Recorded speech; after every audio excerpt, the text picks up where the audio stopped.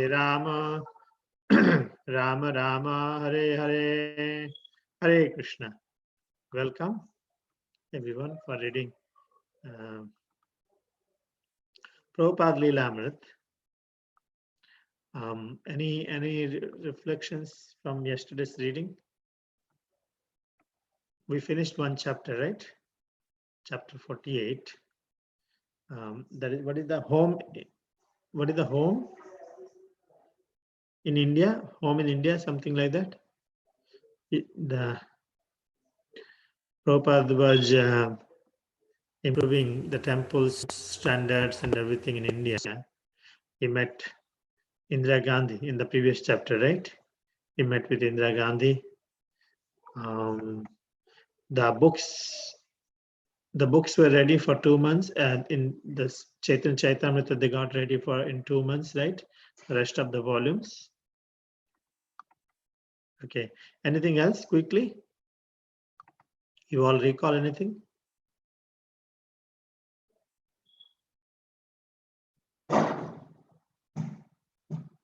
No? It's a memory test.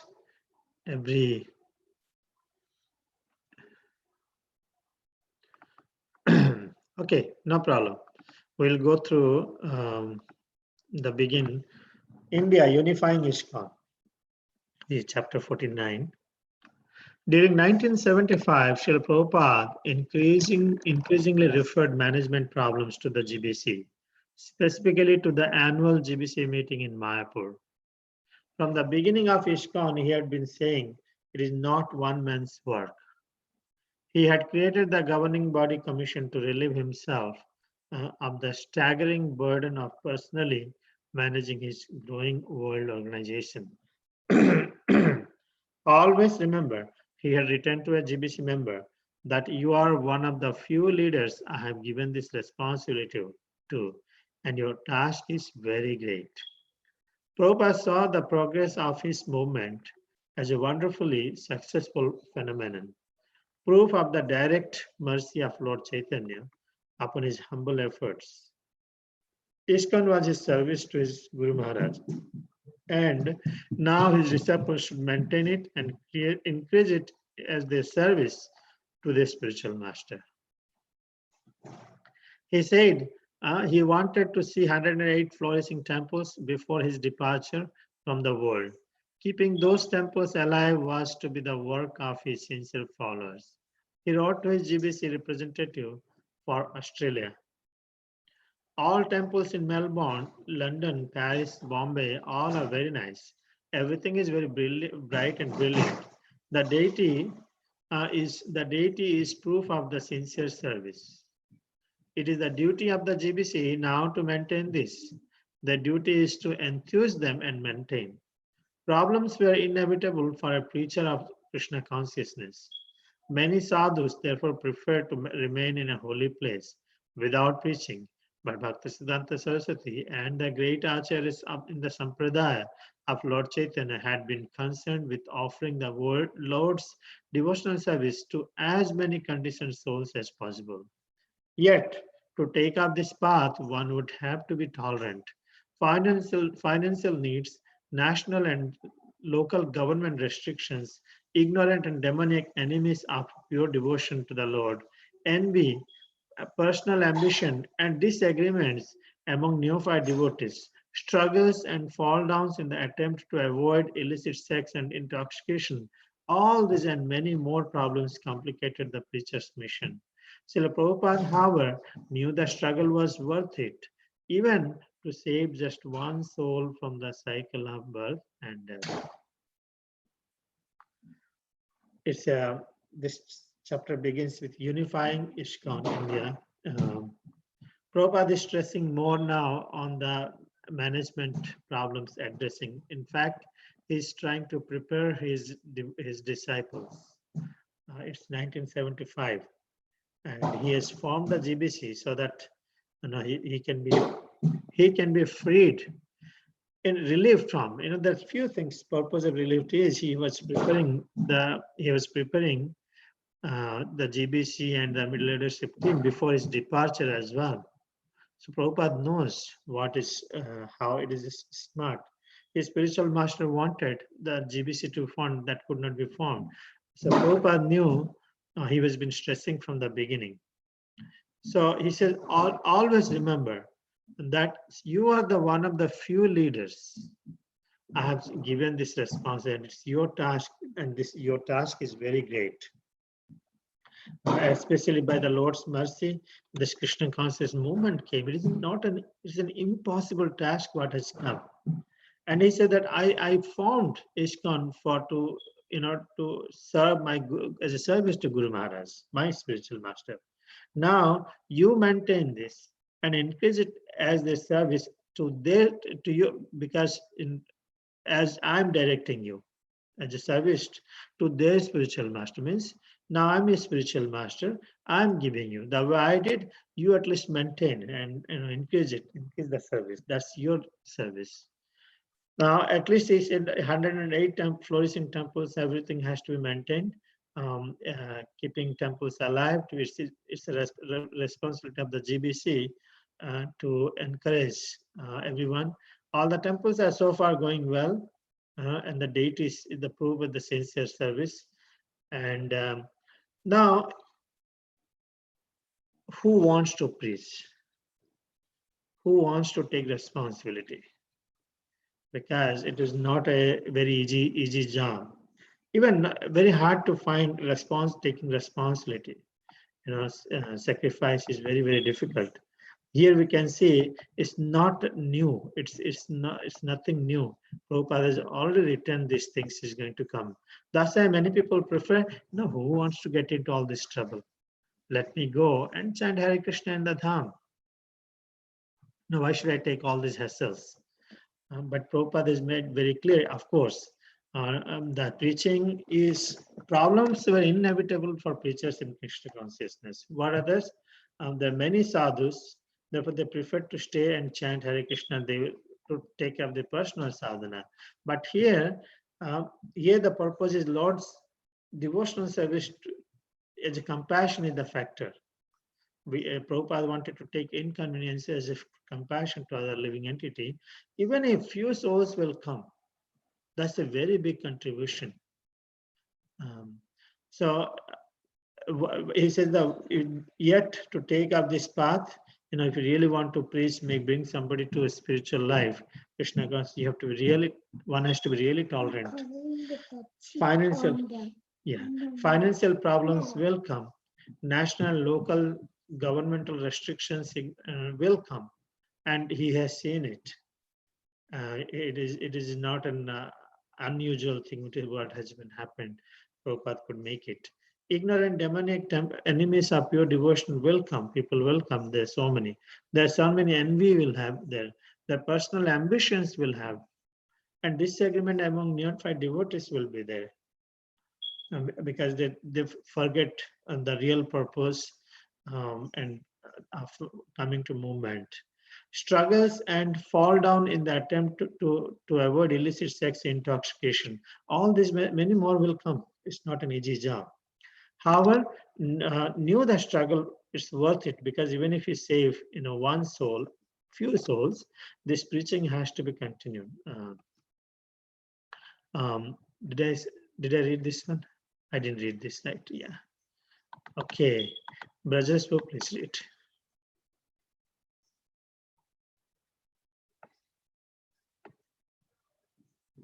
Yes, Prabhu. Prabhupada wanted his more advanced disciple to share the struggle with him. And when he saw competence and sincerity in some of his senior members, he tried to turn affairs over to them and concentrated more on his life's mission of presenting all 12 cantos of Srimad Bhagavatam. Always the devotees were enthusiastically praising Prabhupada to translate and write more books so that they could read them and distribute them. Srila Prabhupada replied that he was trying his best, but that the task was not mechanical. Great concentration and peace of mind were required. He could not write while at the same time being besieged by dozens of threatening, complicated issues. When the GBC member responsible for Gurukul wrote Srila Prabhupada with a plan that all ISKCON centers should support the educational system, Prabhupada replied, as far as taxing the centers for the maintenance, that should be considered amongst the GBC. When a controversy arose in the Stockholm center and devotees appealed to Prabhupada for judgment, he replied, this must be considered at full meeting of the GBC. And he added, all of our students will have to become guru, but they are not qualified. Srila Prabhupada said that sexual attraction, making unnecessary changes, and fighting among god brothers were all Western disease. Krishna consciousness was a path of perfection. If his disciples stayed persistently and sincerely on the path, they could certainly succeed. Sometimes, however, Prabhupada saw the Western disease overcoming his disciples, and even the GBC members would seem unable to stop it. Yet, unless they spared him from such headaches, how could he do the higher work? GBC, he said, must mean that by his managing, there are not any complaints, so that I can be relieved to do the translation work. He had expounded on this principle in the fourth canto of Srimad Bhagavatam. When the disciples are grown up and are able to preach, the spiritual master should retire and sit down in a solitary place to write and execute Nirjan Bhajan. And this means sitting silently in a solitary place and executing devotional service.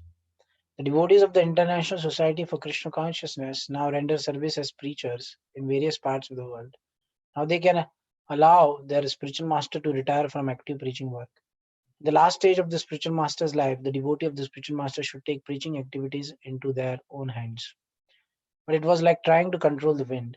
When the difficulties mounted, the devotee would run to him like children, running to their father. Sometimes a disciple will simultaneously ask him to write his books and then drop a serious problem in his lap.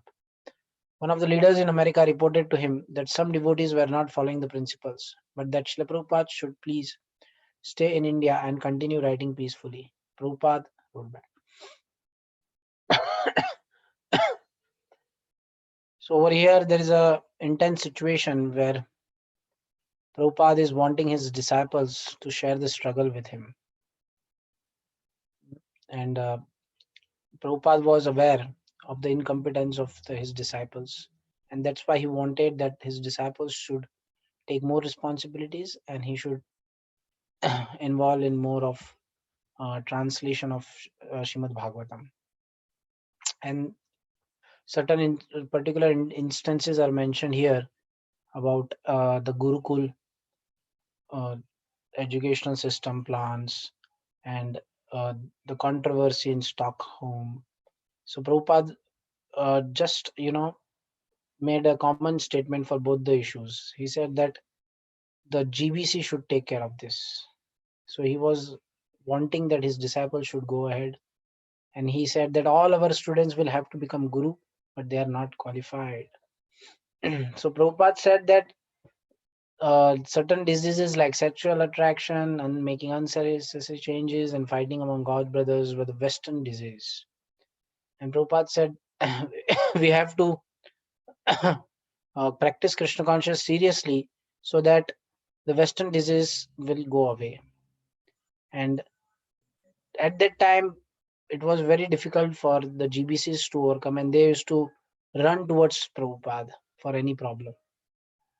Prabhupada emphasizing, Satsuru Maharaj emphasizing that the disciples should grow up and should be able to preach, and spiritual master should retire and sit down in solitary. And that means devotees or disciples or grand disciples, as all we are grand disciples of Prabhupada, we should take up the responsibilities in our hand uh, and made in the last stage of the spiritual masters life, the devotees of spiritual master to take preaching activities in their own hands. So this was desire of Prabhupada. Hmm. But it is like controlling the wind. Whenever the difficulties used to come, they used to run towards Prabhupada as babies, children's, and that's how the further scenario is going to become up. That how some devotee were not following the principles, and Prabhupada was writing to them peacefully. So Prabhupada was peaceful in any situation. He was not agitated or worried about anything.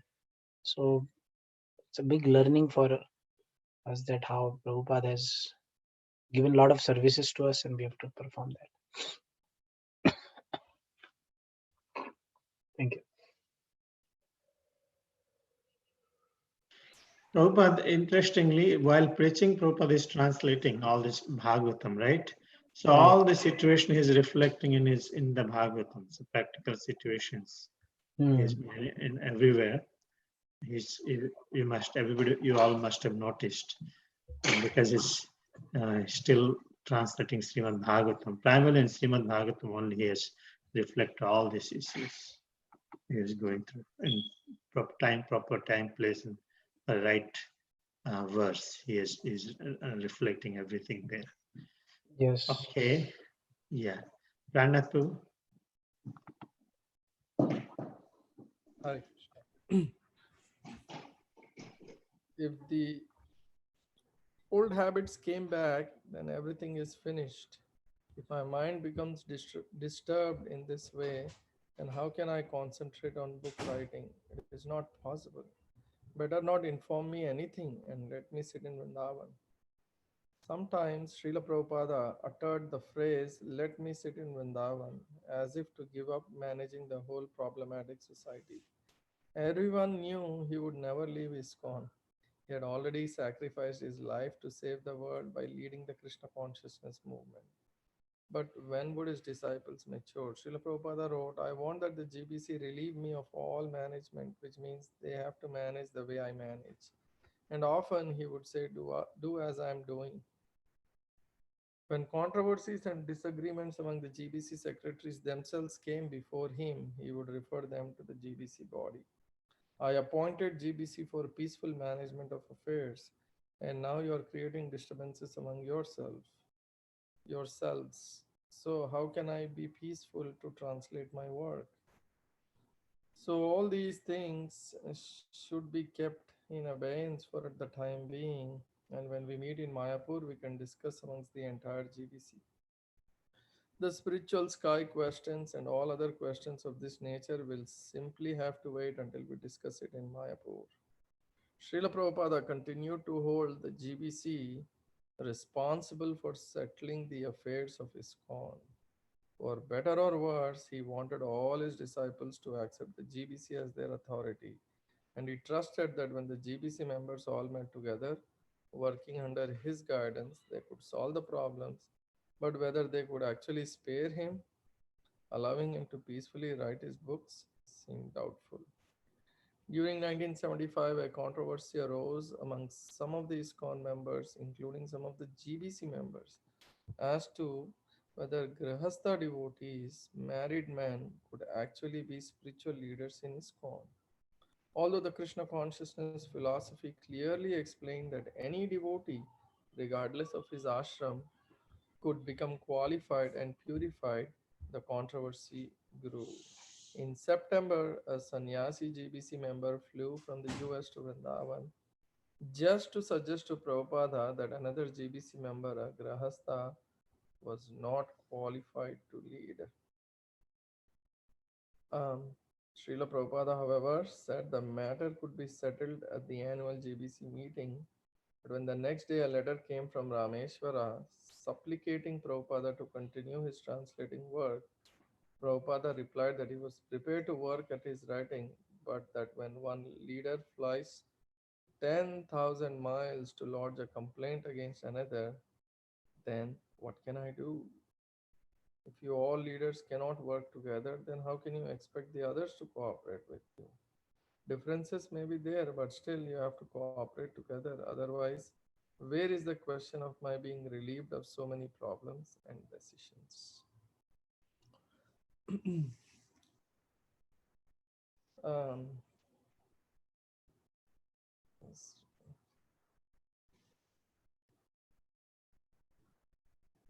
Yes. So, um, now Prabhupada was wanted to concentrate on writing the books, but because of uh, all the disciples bringing issues to him, it's not possible. Better not inform me anything and let me sit in Vrindavan. But Prabhupada actually meant that he could never leave ISKCON because he had sacrificed his whole life and for spreading the Krishna consciousness movement. So he was primarily meaning that you know that the GBC work together and manage it the way he managed, so that he can be relieved of all the management responsibilities. He would often say, "Do as I'm doing," and whenever there were disagreements between the GBC secretaries, he would refer them to the GBC body, and the whole purpose was for the purpose of having the GBC was for peacefully managing the affairs, and Prabhupada was concerned that the GBC members themselves were creating disturbances, or there were disturbances among themselves.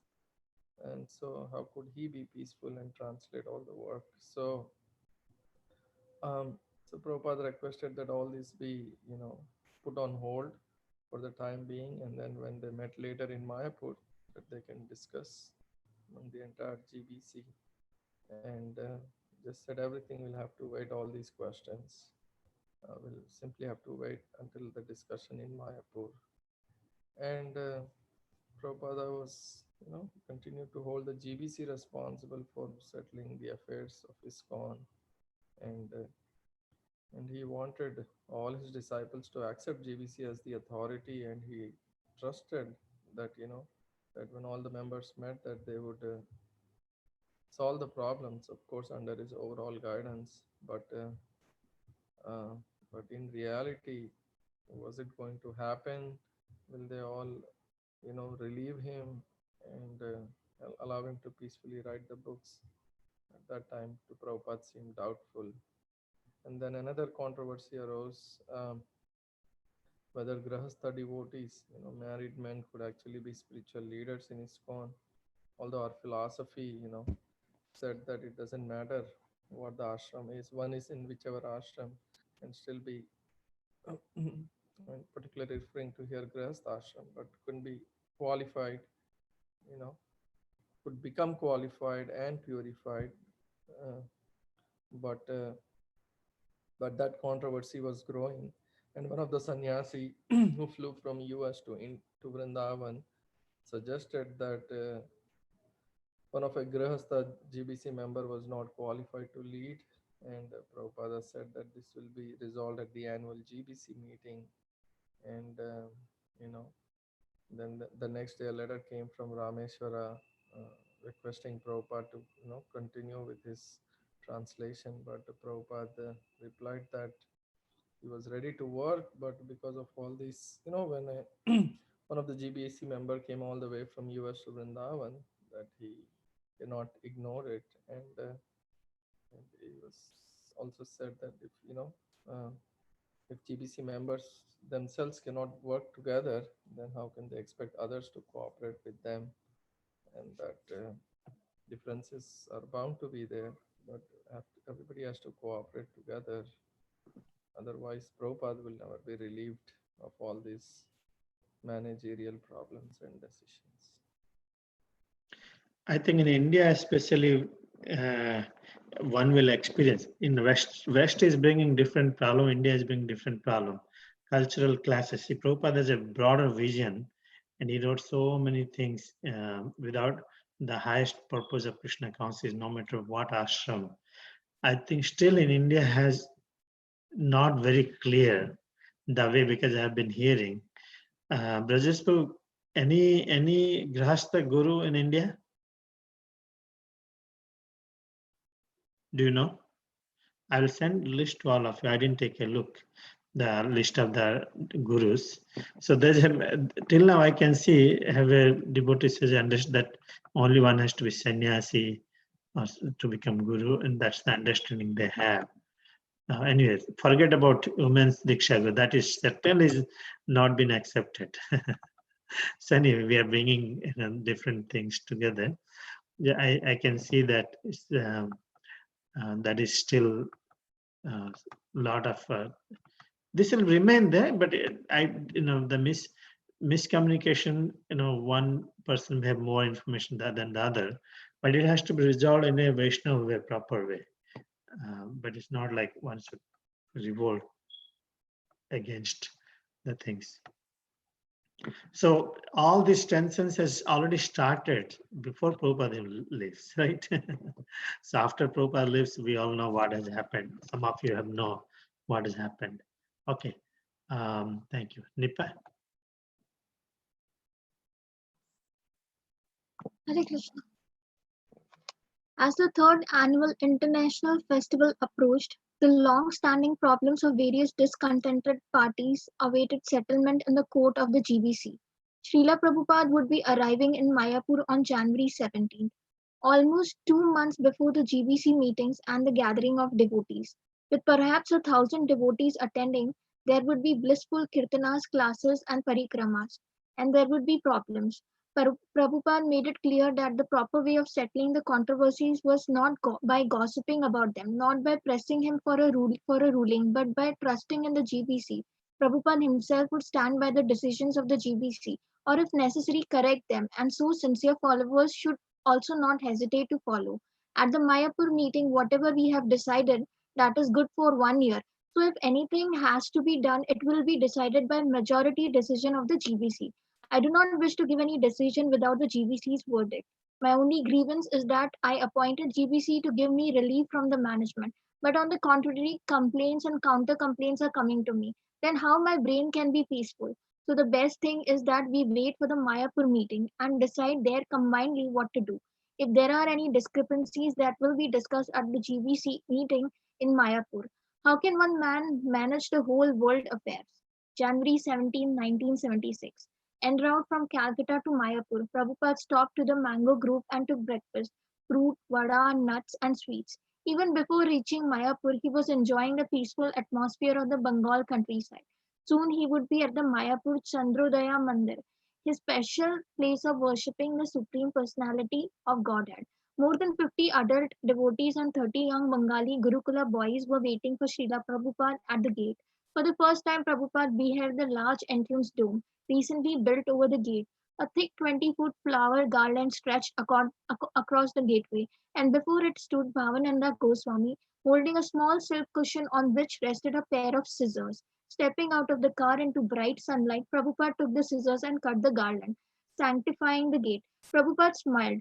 Everyone cheered at the gate swung open. The Prabhupada entered, and followed by ecstatic Kirtana party. As Prabhupada walked toward the temple of Radha Madhava, everywhere he looked, he saw blossoming flowers, clay pots of burning frankincense, billowed fragrant smoke, and women stood on the second floor veranda offering showers of rose petals as Prabhupada approached. The main building was decorated beautifully. Walking beneath an orange silk umbrella amid the devotees and exuberant kirtana of the holy name, he appeared regal and triumphant. Inside the temple, where dozens of garlands hung from the ceiling, Prabhupada came before the golden forms of Radha Madhava and offered prostrated obeisances. He felt he was in Venkuta. Because of the arrangements the devotees had made, he said Krishna was smiling. Later that day, Prabhupada was taking his massage. His servant Hari Sauri suggested that this would be a good place for retirement. Either Vrindavana or Mayapur, Prabhupada replied, no other place, that is sure. In the afternoon, Prabhupada inspected the grounds and buildings. He was pleased at the spaciousness of the Prasadam hall, built to seat 1200, and he remarked that its size reminded him of the Bombay railway station. But when he found the steps to the kitchen dirty, he criticized strongly. One of the devotees explained that it was usually clean, but the devotee who always did it was chanting his japa. You are chanting japa, said Prabhupada, and it has not been clean for 300 years. Clean first, then japa. Under the plea of japa, they are simply dozing. He said that anyone who finds a situation affected by the mode of ignorance but does not act to correct it is also being affected by the mode of ignorance. Srila Prabhupada walked down to the bank of Jalangi to see the boat the devotees were using for traveling from village to village. On board, he praised the simple life of traveling and preaching. He also went to the Goshala and saw the calves and cows, and he drank a cup of first sugarcane juice of the season from cane grown on the ISKCON land.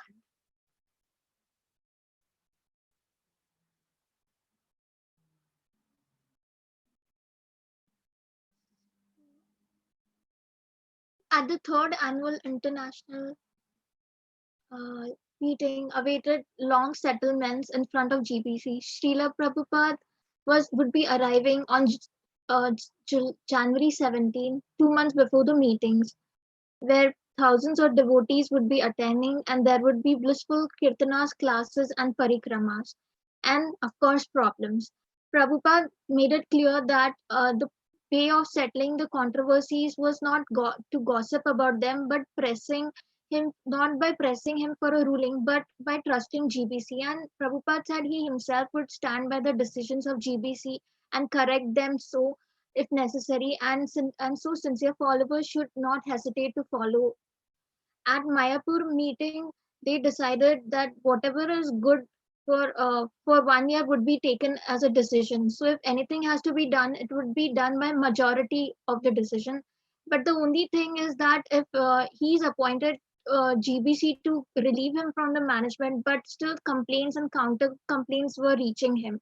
And then in that case, how can he work in a peaceful mind? And so the best thing is to he suggested was to meet at the Mayapur meeting and make mind decision there. And if there is any discrepancies, it can be discussed at the GBC meeting. And that's what he said. How can one man manage the whole world affairs? So on January 17, 1976, Prabhupada was going from Calcutta to Mayapur. And as usual, he stopped at the mango grove and had his breakfast of fruit, vada, nuts, and sweets. And before reaching Mayapur, the atmosphere was also peaceful for Prabhupada. And once he was there at Mayapur, he reached Mayapur Chandrodaya Mandir, his special place for worshipping. And there were like 50 adult devotees and 30 young Bengali Gurukula boys there at the gate. And Prabhupada was like beheld with the large entrance dome so recently over the gate, and a thick 24 flower garland was there stretched for him, and before it stood Bhavananda Goswami was there holding a silk cushion for him and with had a pair of scissors for him for inauguration, and stepping out of the car was a bright sunlight, and Prabhupada took the scissors, cut the garland, sanctifying the gate, and Prabhupada was also smiling, and when Prabhupada entered, he was followed by the Kirtana party. And Prabhupada then walked towards Radha Madhava temple. Everyone was like looking. He saw the blossoming flowers and the frankincense below fragrant smoke was there. Women were like standing on the second floor veranda offering showers of rose petals. And it was all, the whole building was decorated very beautifully. And beneath there was an orange silk umbrella and amid the devotees, and there were kirtana of the holy name going on. And he appeared like a regal and triumphant. And inside the temple, there were like garlands from the ceiling, and Prabhupada came before the golden forms of Radha Madhava, and he offered his obeisances, and he felt as if he was in Venkuta, and there were arrangements for the devotees and then had made, and Krishna was smiling. And Prabhupada was taking later that day his massage, and his servant Harish suggested it is a good place for retirement. So Prabhupada replied like either Vrindavan or Mayapur, no other place that is for sure for retirement. In afternoon, Prabhupada also started inspecting the buildings and the grounds, and it was pretty spacious. He for the Prasadam hall was like 1,200 people can sit there, and it reminded him of Bombay railway station. And when he found the kitchen floors very dirty, he started criticizing. And then it was like one of the devotees explained that usually it is clean, but the person who cleans devotee is chanting the japa. And Prabhupada said, "You are chanting japa. It has to be cleaned. It has not been cleaned for 300 years, so you have to first clean it. And japa they are simply using for dosing." And then he said, "He who finds a situation affected by mode of ignorance but does not act correct, it is also being affected by mode of ignorance." So Srila Prabhupada then walked to Jalangi, the bank of Jalangi, and saw a boat of devotees were traveling, and he praised the simple life of traveling and preaching. Oh, did I cover that? He went to Goshala and saw the calves and cows, and he had a cup of first sugarcane juice also of the season from the cane grown on Iskon land. Hey, did you see this one? You know, so he said, Under the plea of japa, they are simply dozing. One thing I want to bring it back, is this sounds very heavy, this, talks.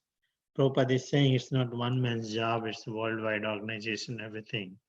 And we see that he's correcting so many things.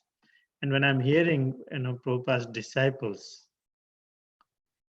what is the point? Let me share this with you.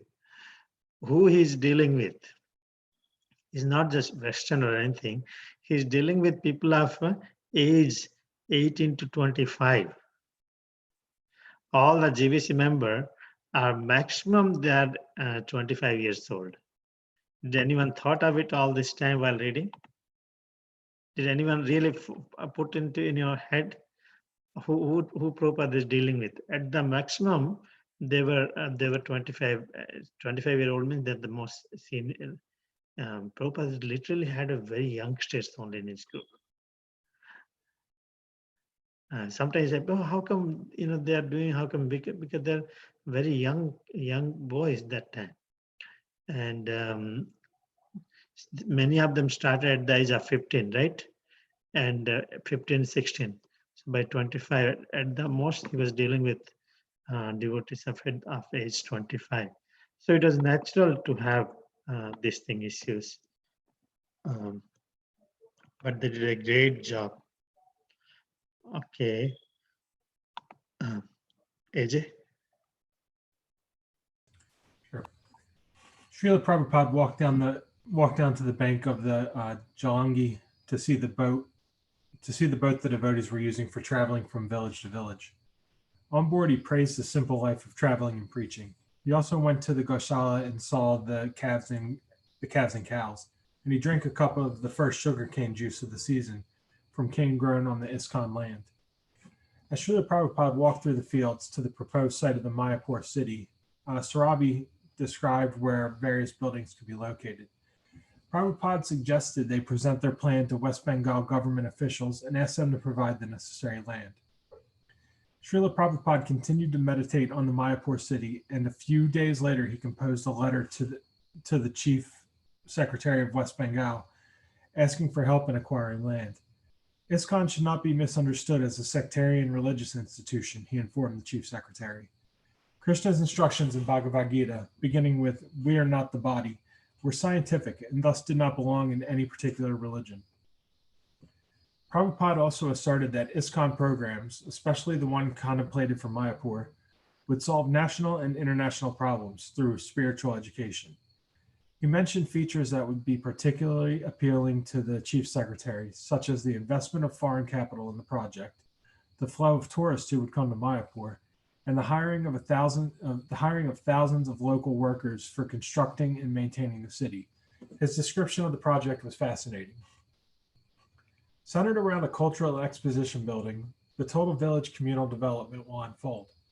This central exposition building is the first phase of a many-phased plan. It will feature the world's largest planetarium entitled the Temple of Understanding.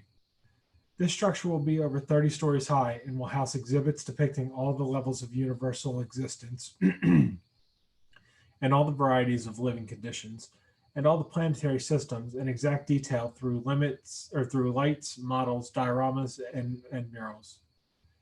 There will also be daily scheduled exhibits and tours for the public, and even a moving escalator taking the public to the upper levels of the exhibition building. The planetarium's exhibitions on the various levels of existence in the world and beyond will be based on the scientific findings in the Vedic literatures, especially the Srimad Bhagavatam. This temple of understanding shall be surrounded by beautiful pathways, entrances, and gardens and water reservoirs. Four-story buildings, 1,000 feet long, will stand at the perimeter of the central area on all four sides. These will be used for teaching general and specialized branches of education from primary level to postgraduate level.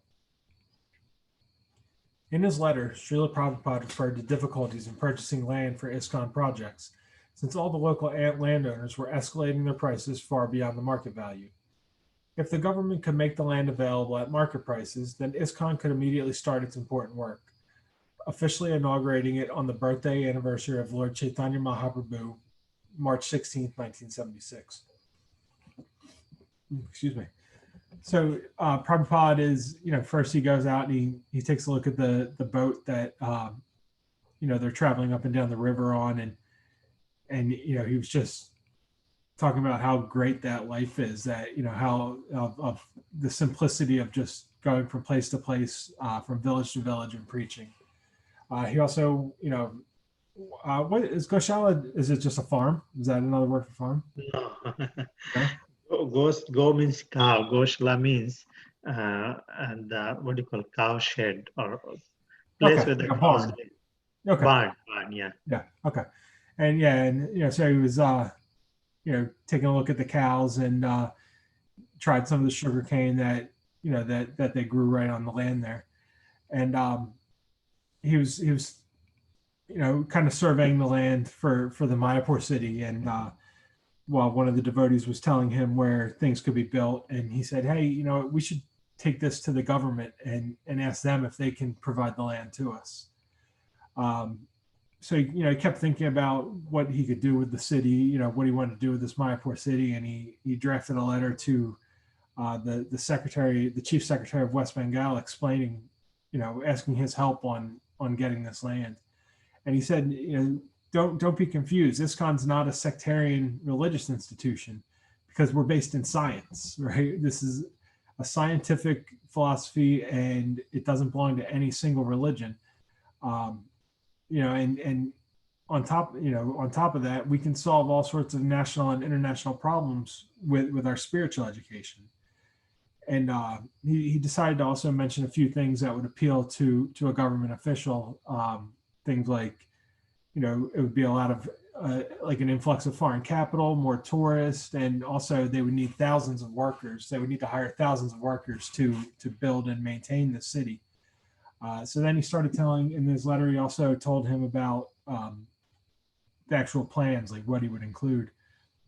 And it started with this expo building in the middle, this 30-story, right? I think he said 30-story planetarium in the middle of the land, and it would have all sorts of bells and whistles. It would show all the levels of universal existence and varieties of living conditions and all the planetary systems, and it would be sounds like pretty futuristic at the time. Lights and models and murals and things like that. And it would have an escalator, and daily exhibits for people to come through, and tours, and everything would be based on Vedic literature, specifically the Srimad Bhagavatam. And this temple of understanding would be at the center and surrounded by beautiful landscaping, and on all four sides of it would be these 4-story 1,000-foot long buildings, which would be classrooms and things like that for primary school up to doctor, postgraduate level classes. And he started to he was telling the secretary of all the problems he's run into trying to buy land, because people jack the prices up on them. They raise the prices up too high, and it becomes too expensive for them to buy. So he said, if if the government can kind of make this land available, we'll pay for it. We just want to pay the market price, not this inflated price. So if you guys make the land available, we can start inaugurating this land on Chaitanya Mahaprabhu's birthday.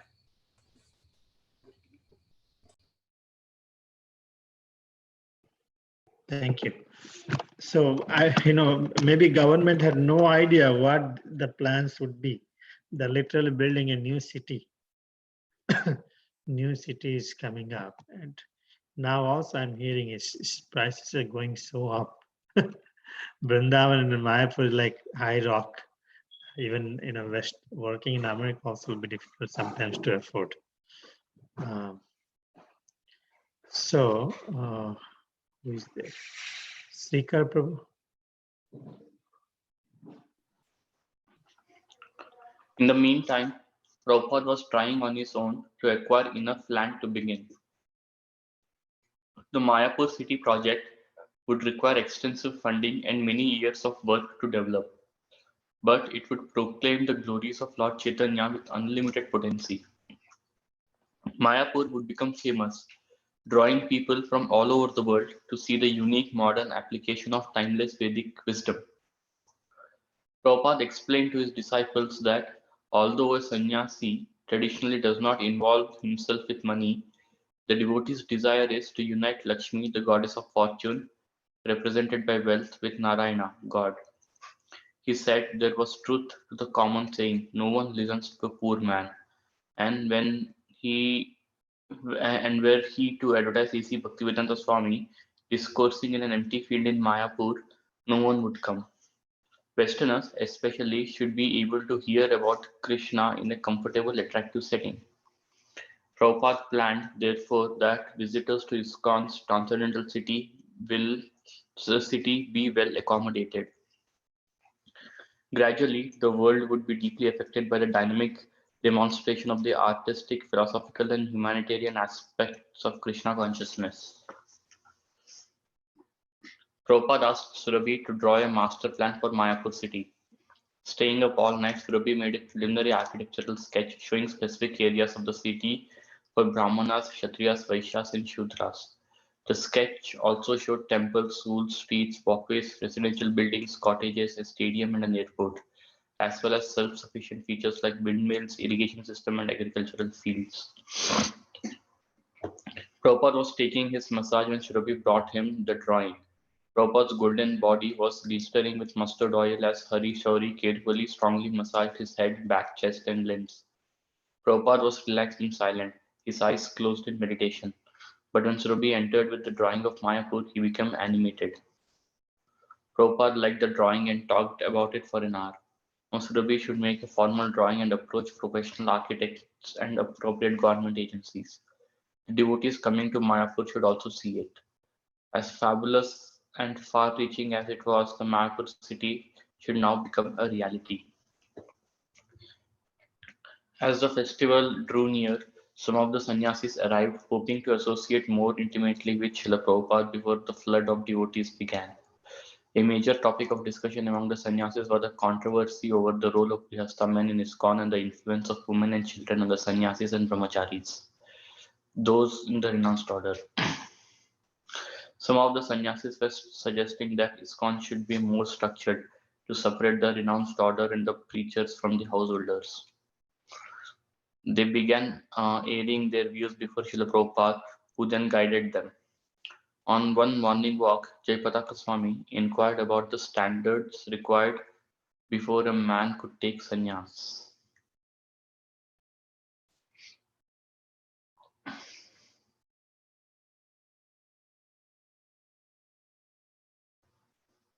So Srila Prabhupada was, while in Mayapur, he was trying on his own to acquire enough land to begin the Mayapur city construction. So the Mayapur city project would require extensive funding and then many years of work to develop it. But again, once developed, it will proclaim the glories of Lord Chaitanya with unlimited potency. And then Mayapur would become world famous. Like people from all over the world would come there to see the unique modern application of the timeless Vedic wisdom. So Srila Prabhupada then explained to his disciples that although a sannyasi does not involve himself with money, but the devotee's desire is to unite Lakshmi, goddess of fortune, with Narayana, God. So in reality, nobody will like to listen to a poor man. And then Srila Prabhupada just advised himself as A.C. Bhaktivedanta Swami, discoursing in an empty field in Mayapur, no one would come. So Westerners especially, should be able to hear Krishna consciousness in a comfortable setting, attractive setting. And therefore Srila Prabhupada planned for this big city, Mayapur city project. So, and then his idea was every visitor to ISKCON should be well accommodated. And then seeing this, the entire world will be deeply affected one day, and then the Krishna conscious movement will flourish. And then Srila Prabhupada asked one devotee Surabhi to draw the master plan for the Mayapur city. So the devotee Surabhi, she was awake all night, and then she made a preliminary sketch. And then the sketch also showed many temples, schools, street walks, residential buildings, stadium, airport, and then it was also self-sufficient, like there were windmills, irrigation system, and agricultural fields. And then the next day, while Srila Prabhupada was taking massage, Shrubi, she brought Srila Prabhupada the drawing, showed the drawing to Srila Prabhupada. And then Srila Prabhupada liked the drawing very much, and then he talked about it for about an hour. And then now and then he recommended Surabhi to make a formal drawing and approach professional architects and appropriate government agencies. And then he also mentioned that all the devotees coming to Mayapur should see the sketch. Now and then he decided that now Mayapur city should now become a reality. And then as the festival is coming closer, some sannyasis arrived earlier because they were wanting to associate with Srila Prabhupada intimately before all the devotees come. And then the major topic of discussion when the sannyasis arrived was the controversy over the role of Grihastha men in ISKCON and the influence of women and children on sannyasis and brahmacharis. So some sannyasis are suggesting that ISKCON should be more structured and should separate the renounced order and the preachers from the householders. Then there were many ideas, and then but Srila Prabhupada again guided them. And one morning, Jayapataka Swami Maharaj, he inquired from Srila Prabhupada about the standards required before a man could take sannyas.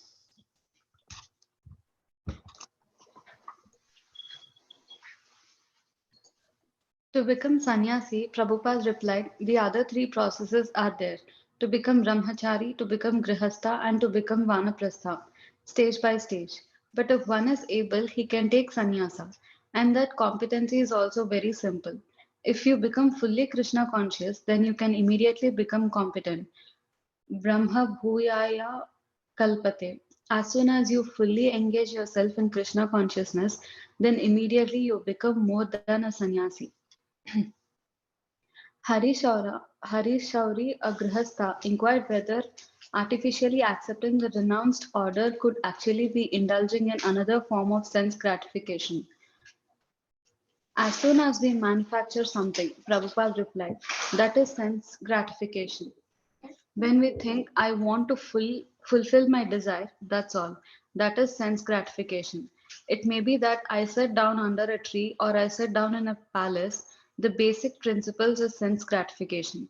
The other day, I was talking about Hira Kora and Kira Kora. Hira means diamond and Kira means cucumber. One is Chora. Hira Chora, Kira Chora. Oh, okay.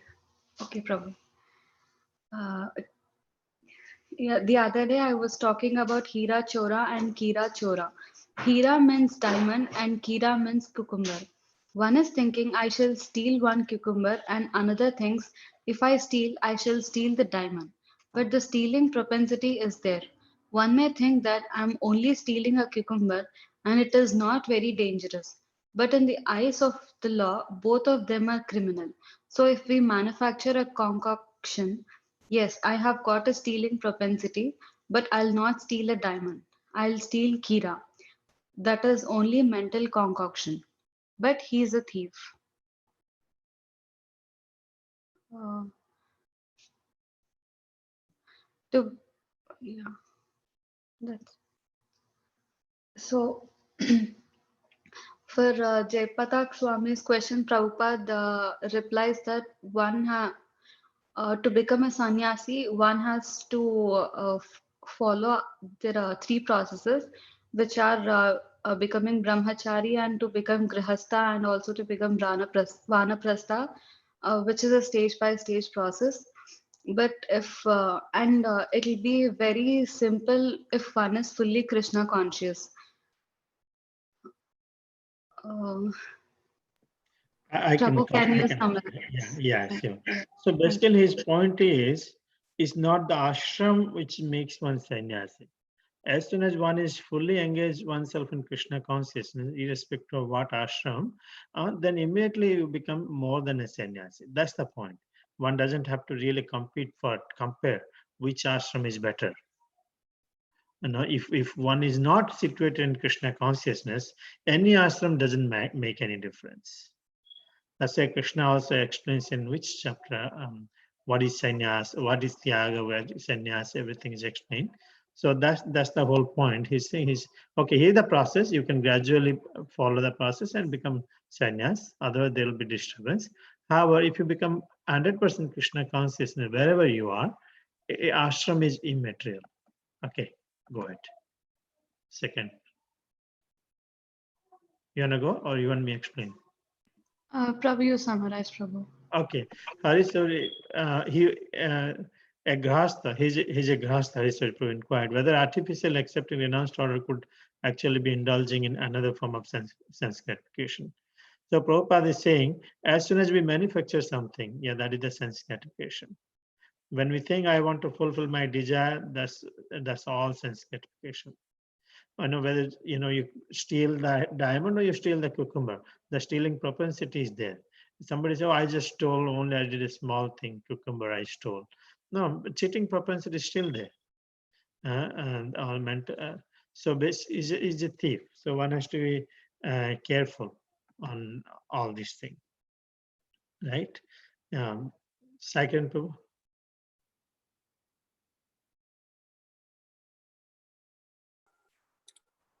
Hare Krishna. Jay Pataka Swami. So is Grihastha life in Krishna consciousness allowing us to steal Kira? Prabhupada, yes, Kira Chora. The prostitute hunter is Hira Chora, and the householder is Kira Chora. That's all. Again, Harishauri inquired whether artificial renunciation was sense gratification. There were different views among the disciples, and they wanted Prabhupada to make it very clear so that one party could not take a quote from Prabhupada and claim it was universal. Renunciation is not artificial, said Prabhupada. It is a process. We have to give up the sense gratification. So go through a process to turn. Like sometimes in a health club, there is artificial swimming. Is it not? Artificial swimming is not actual swimming, but it is to practice. Dayanand. But sometimes people who renounce, they become very proud. What is that? Prabhupada continued to reply that renunciation had to be actually practiced. Everyone must attend the Mangal Arati. He said, one must attend this, otherwise no prasadam. If you are too sick, then also you should not eat. There should not be sleeping at the time of Mangal Arati because he says he is sick. Then at the time of prasadam, voracious eating. If the devotees were looking for Prabhupada to make an absolute distinction between Grihastha and Sannyasi, it was not there. He emphasized rather the actual quality and the practice of the individual devotee. Prabhupada continued to think. You want me to summarize, Prabhu? yeah, summarize. Yeah. So basically here the discussion is going on about Grihastha versus Sannyasi, and Jay Patak Swami asks if Grihastha life in Krishna consciousness is like stealing Kira, and Prabhupada says yes, and the prostitute hunter is Hira Chora, and the householder is Kira Chora. And again, Harishauri asks about artificial renunciation, if that was sense gratification, and like there were many views among the disciples, and they wanted Prabhupada to make it clear, so that way no one would quote from like Prabhupada and just claim it was universal. And Prabhupada says here that renunciation is not artificial; it is a process that we have to give up this sense gratification. And sometimes for that process, there could be like some artificial tasks, just like an example he gives is in a health club there is artificial swimming, so it is not actual swimming but it is to practice. And Dayanand says, Prabhu says that if some people who renounce, they become very proud. What is that? And Prabhupada says that it has to be practiced, and by practice he says everyone should attend the Mangal Arati, and if they don't attend, there is no prasadam. If you are too sick, then also you should not eat. And but he also says that sometimes they should not be sleeping at the Mangal Arati because he says sick, and then at the time of prasadam comes, like they eat, like voraciously.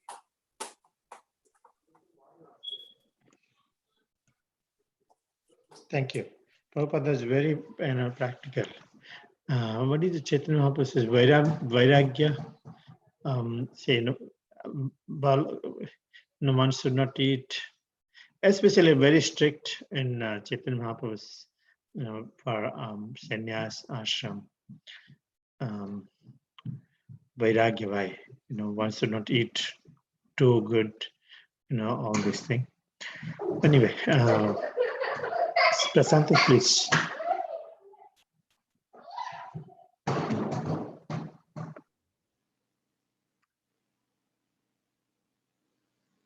Prabhupada continued.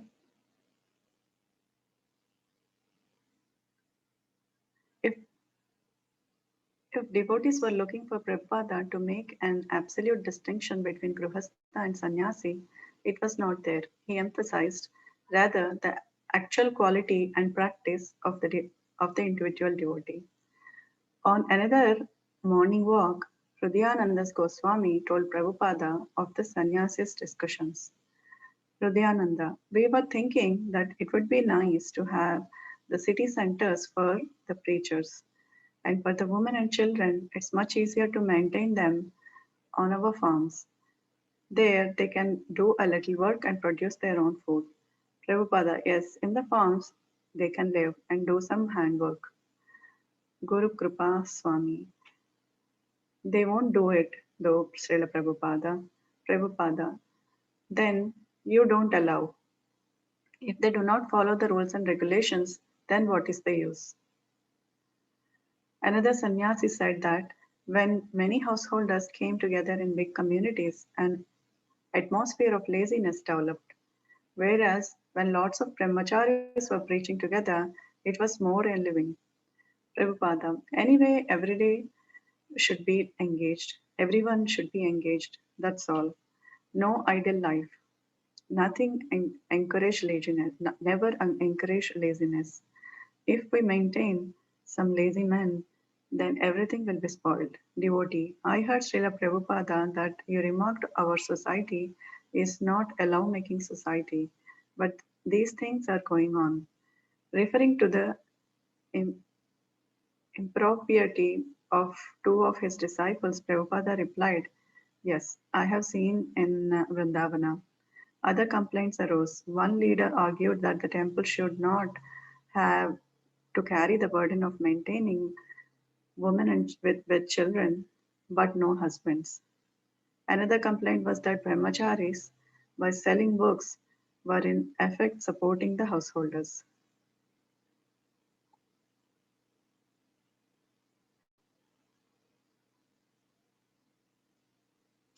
So Prabhupada replied to Dayananda's question that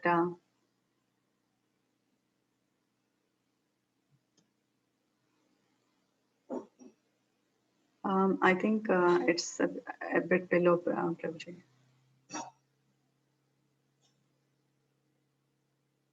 Yeah, Hridayananda said that it would be nice to have city centers for preachers, and for women and children it is easier to maintain if they are in the farms and they can do some work over there and produce their own food. Prabhupada said yes, they can live in the farms, but Guru Kripa said they will not do it.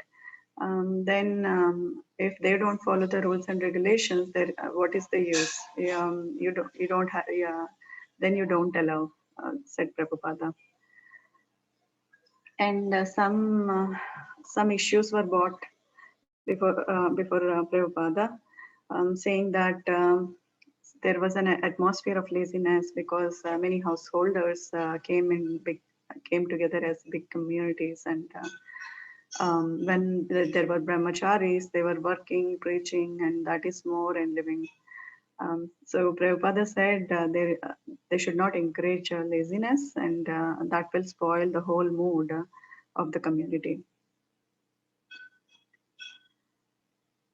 And another issue was also about there was some love. There is that this society is not a love-making society, and Prabhupada said yes, some improper behavior has been seen.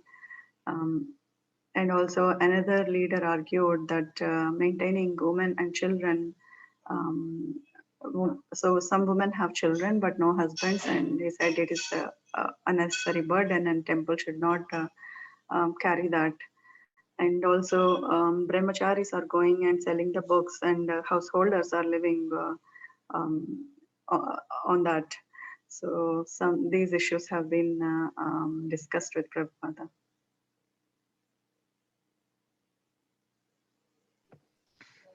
Thank you. So basically, Prabhupada is really building a house, home where everybody can live together, but now there has to be rules and regulations.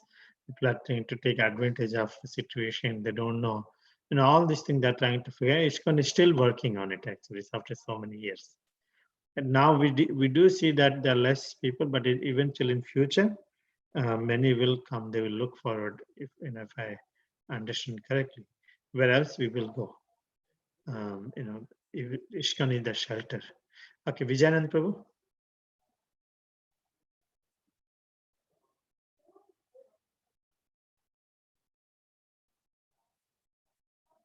Vijayanand Prabhu, you there?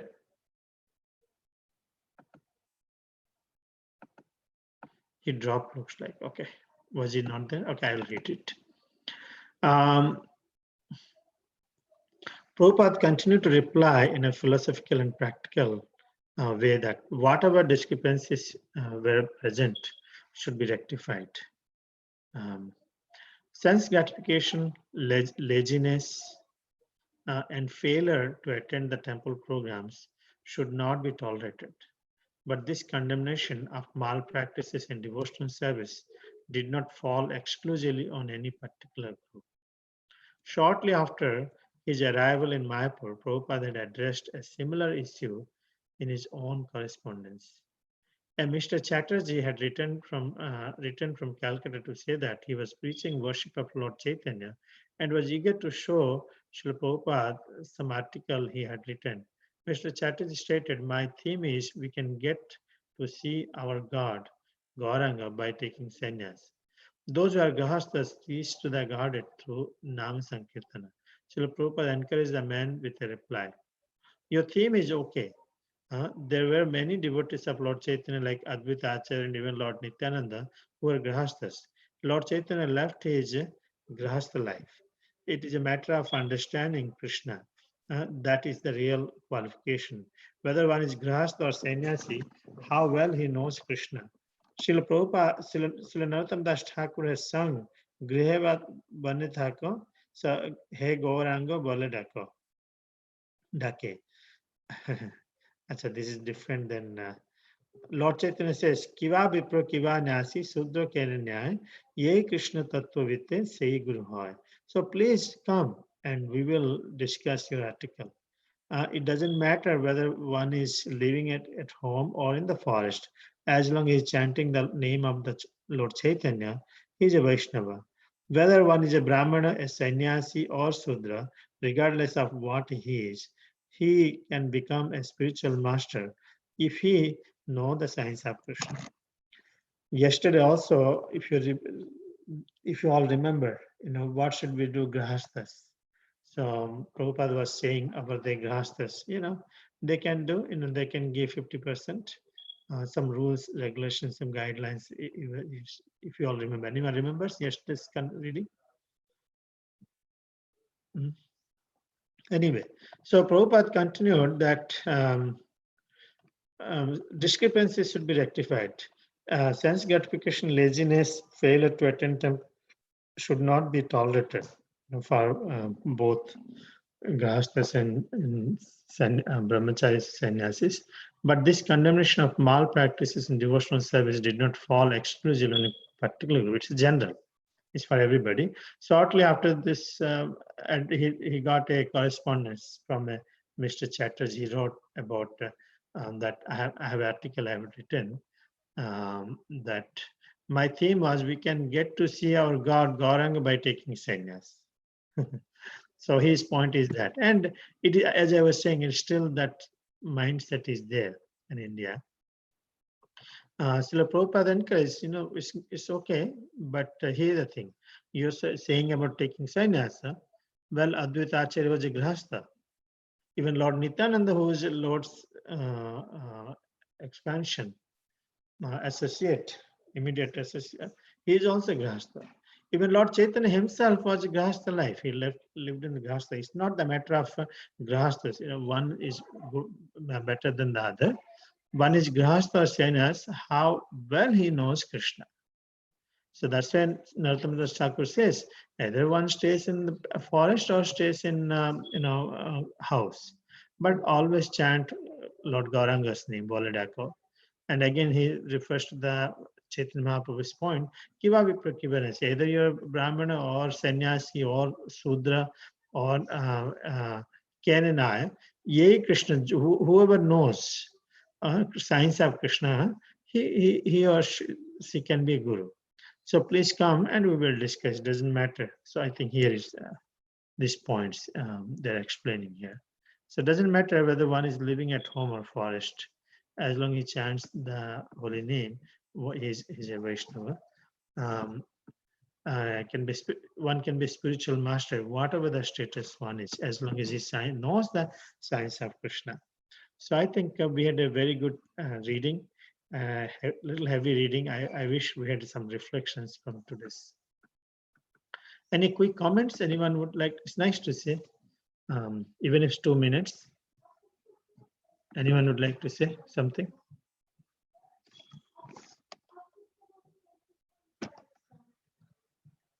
I'm sorry. I'll be quick. I was gonna say I can never get over the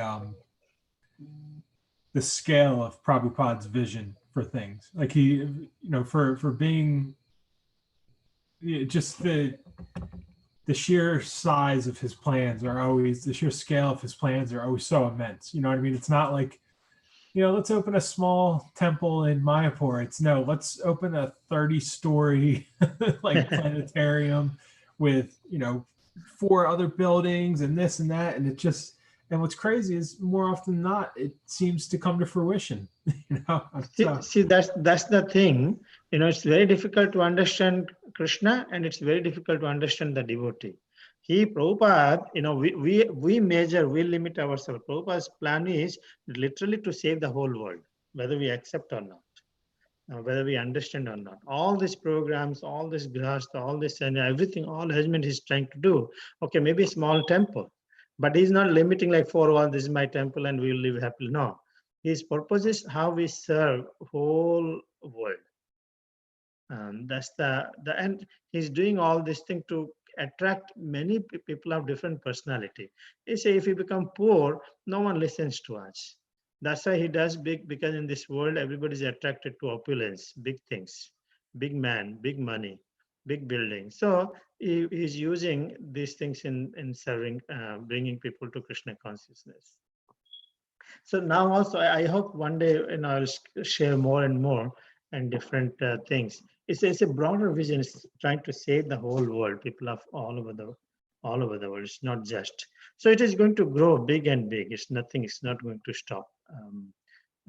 At least we will see for many years. Okay, so we will end it here. Thank you so much. Hare Krishna. Srila Prabhupada ki jai. Thank you so much. Hare Krishna.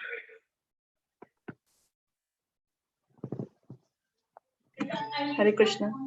Hare Krishna. Thank you. Hare Krishna. Have a good night.